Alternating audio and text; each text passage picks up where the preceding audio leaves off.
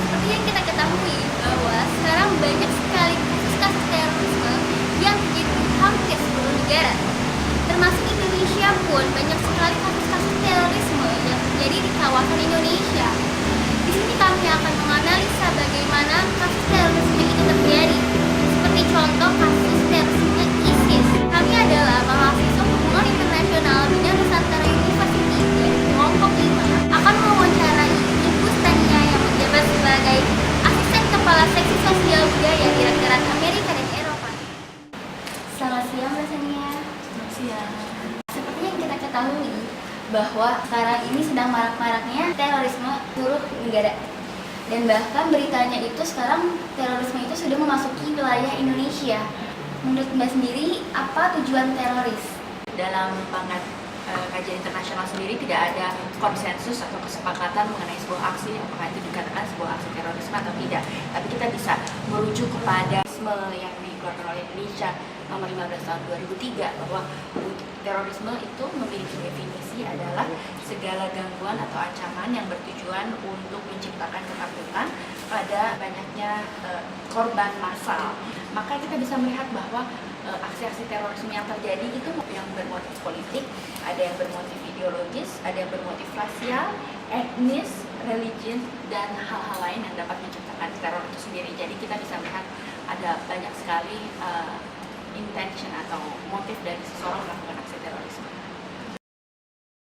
Menurut pendapat Mbak sendiri, bagaimana kita cara mencegah terorisme? Kalau kita melihat apa yang sudah dipraktekkan oleh negara-negara yang ada di dunia saat ini, masing-masing negara memiliki kebijakan yang berbeda-beda terhadap terorisme. Seperti misalnya di kawasan Asia Tenggara sendiri saja, Malaysia dan Singapura itu memberlakukan yang namanya Internal Security Act. Security Act itu memungkinkan pihak aparat Malaysia dan Singapura untuk menangkap seseorang tanpa adanya surat penangkapan terlebih dahulu karena yang tersangka itu diduga melakukan terorisme. Tapi hal itu tidak terjadi di Indonesia karena di Indonesia tidak boleh melakukan penangkapan tanpa adanya surat penangkapan. Bagaimana misalnya pengalaman Indonesia dalam memberantas terorisme, kita dapat melihat bahwa Indonesia dipuji oleh kalangan internasional sebagai negara yang memberlakukan pemberantasan terorisme sambil tetap menjunjung tinggi hak asasi manusia. Indonesia itu melakukan program yang dinamakan deradikalisasi yang dilakukan di dalam penjara maupun di luar penjara. Nah, program deradikalisasi ini adalah integrasikan kembali para teroris ini, baik yang mereka pada dalam penjara di pemerintah maupun pada saat mereka sudah keluar, dan juga mencoba mensosialisasikan hidup bersama-sama secara toleran seperti itu. Sekarang lagi marak-maraknya berita tentang ISIS. Apakah penyebab ISIS memasuki kawasan Indonesia? Sebelum adanya ISIS itu terdapat kelompok-kelompok terorisme seperti misalnya jaringan Al-Qaeda dan juga kelompok Jemaah Islamiyah, dan ada beberapa kelompok-kelompok kecil lain yang melakukan penyerangan misalnya di sejumlah daerah di Indonesia. Itu merujuk pada aspirasi untuk pembentukan sebuah negara Islam atau kekhalifahan Islam. Dan ini kalau kita runut kembali pada saat pembentukan negara Indonesia itu sendiri, di mana aspirasi untuk menciptakan sebuah negara Islam itu diakui, salah satunya dimasukkan ke dalam Piagam Jakarta, diakui bahwa dalam dasar negara kita Pancasila itu berdasarkan hukum Islam tapi berdasarkan Pancasila. Hukum seperti ini banyak yang tidak diterima juga oleh kelompok-kelompok Islam, dan beberapa di antara mereka melakukan protes secara keras dan kemudian melahirkan sempalan-sempalan yang melakukan aksi teror seperti ini. Dalam diskusi yang pernah diselenggarakan waktu itu oleh Wakil Menteri Luar Negeri tahun 2014 sekitar bulan September, kita bisa melihat bagaimana bahwa Indonesia tidak mengakui Islamic State of ISIS ya, Islamic State of Iraq and Syria waktu itu ya, atau ISIL sekarang Islamic State of Iraq and Levant. Itu dapat diakui menjadi sebuah negara jika mendapatkan pengakuan dari negara lain. Kedua adalah mengakui bahwa bentuk ideologi teror seperti yang dilakukan oleh kelompok ISIS, maka pemerintah Indonesia juga bekerjasama dengan pemerintah-pemerintah lain di perbatasan untuk memeriksa apakah ada warga negara Indonesia yang terlibat untuk bergabung dengan kelompok ISIS ini sendiri, dan kemungkinan untuk warga negaranya dicopot karena dia tidak bisa melakukan aksi teror pada saat dia menjadi warga negara Indonesia. Dan tentunya jika dia bergabung dengan entitas bernama ISIS itu, maka keluarga negaranya dapat dicabut.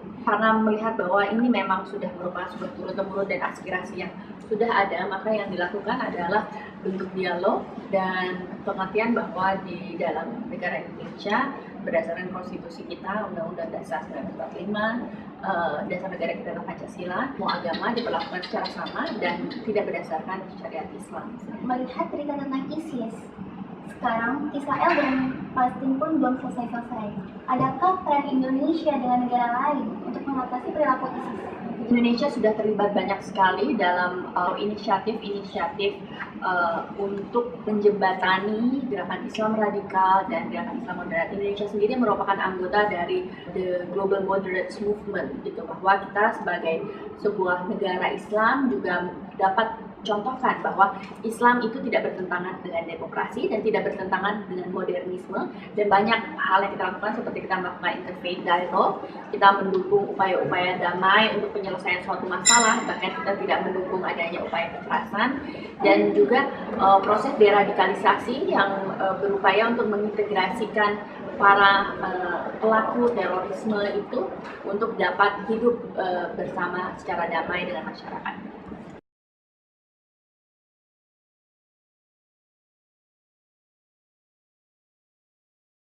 Oke, jadi kesimpulannya itu kita sebagai warga negara Indonesia harus berwaspada untuk menghadapi terorisme. Dan kita mungkin juga harus kritis ya.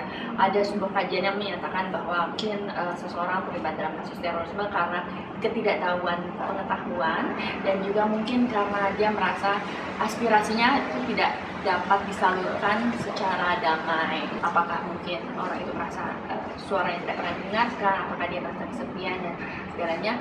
Tugas kita misalnya para generasi muda untuk merangkul para teman-teman kita dan membuka ruang dialog tanpa menghakimi hal seperti itu, sambil pandangan bahwa dalam perbedaan apapun seharusnya cara-cara kekerasan tidak harus dilakukan. Membuka pikiran kita bahwa berbeda itu tidak harus dilakukan dengan cara-cara kekerasan, adalah suatu cara pandang yang harus kita tularkan ke sesama generasi muda kita. Terima kasih Mbak Sania.